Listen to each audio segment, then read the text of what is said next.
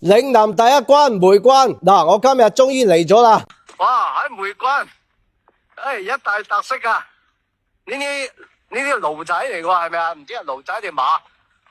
哦，喺度運輸物品啊！喺梅關古道呢度啊，見到啊？呢啲驢仔啊喺度運輸物品上山啊，得唔得啊？近距離接觸啲驢仔，你會聞到一股好臭嘅味。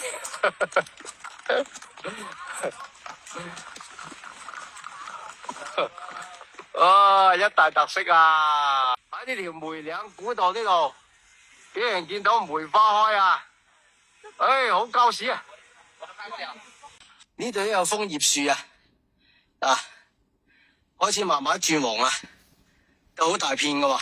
嗱，行到仆晒街上到嚟，就係為咗偷渡過去江西。嗱，呢邊就係江西啦。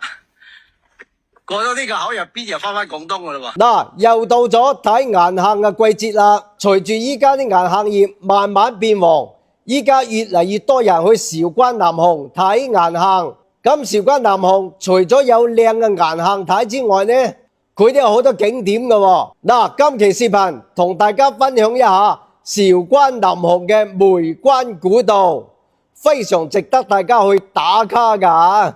嗱，富哥平時介紹咁多好玩好食嘅地方俾大家，如果大家出嚟食飯，記得嚟我間都會山莊啊！我哋都會山莊專食新鮮無花果雞，我足足俾咗成2斤嘅新鮮無花果嚟煲湯，啖湯又潤又清甜。依家仲有老新鴿食啊！無花果浸老新鴿，我哋還有清湯羊食羊排。今年呢，我用燉羊排嚟做清湯羊。呢燉羊排呢，又唔酥又唔韌，而且仲有奶香味啊！不妨嚟我間都會山莊嘗試下啦。我喺都會山莊等你哋啊！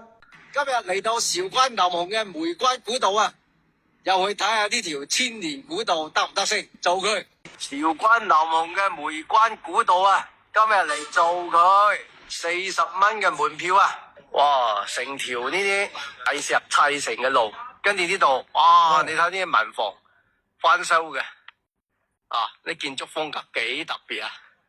梅嶺村嘅司馬大啊，嗱，呢間司馬大，你行下先，哇，好似拍戲咁入到嚟呢啲地方，抌柴煮飯啊！厲害，下馬飛狼啊！都幾多古嘢睇嘅喎，好似有少少開始上山啊！依家都仲未進入梅關古道啊，聽雨停啊，即係聽下啲雨就停噶啦。今日包場啊！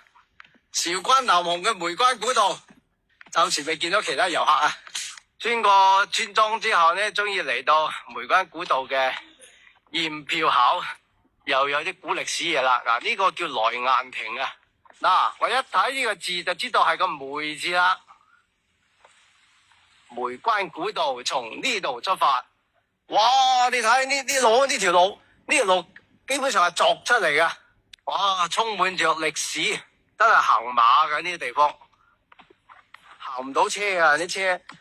啲車翻咗會碌爛晒，成條古道都種咗好多梅花，好陰涼啊！呢個梅關古道喺兩座山之間，喺條山坑嗰度開拓出嚟一條路，所以呢，佢兩邊都係山，擋晒好多陽光。呢個梅關古道呢，空氣好陰涼。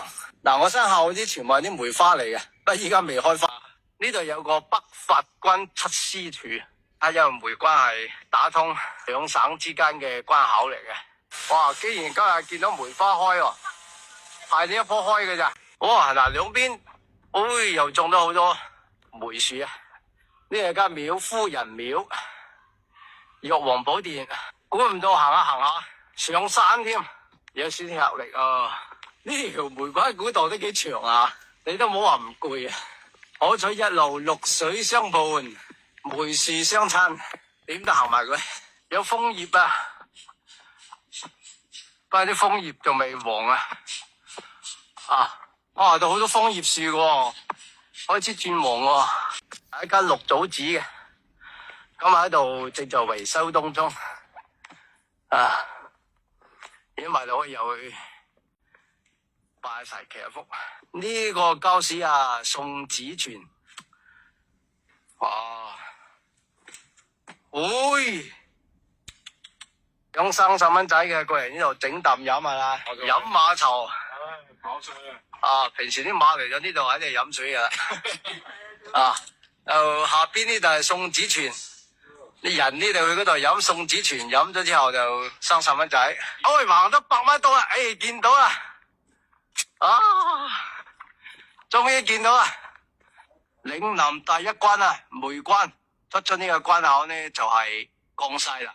好，去江西行下先，去江西走一轉。唉，嗱，一出嚟呢度，喺江西啦。嗱，呢度呢還係廣東嘅，過咗呢個關口呢就係江西啦。過去江西走一轉先。唉，過咗呢個關口，嗱，呢度已經係江西地界啦吓。唉，過嚟江西呢邊呢特別凍喎，唔知點解喎，真係凍好多。唉，凍一陣啊，翻返廣東先。唉，翻嚟廣東呢度真係暖好多喎，真係唔知點解。你哋可以不妨嚟試下，真係好特別。唉，既然嚟到就去江西玩下。嗱，呢個梅關咧直落咧就係去到江西噶啦。呢度有個觀景台啊，喂，好大個觀景台。唉，望到江西。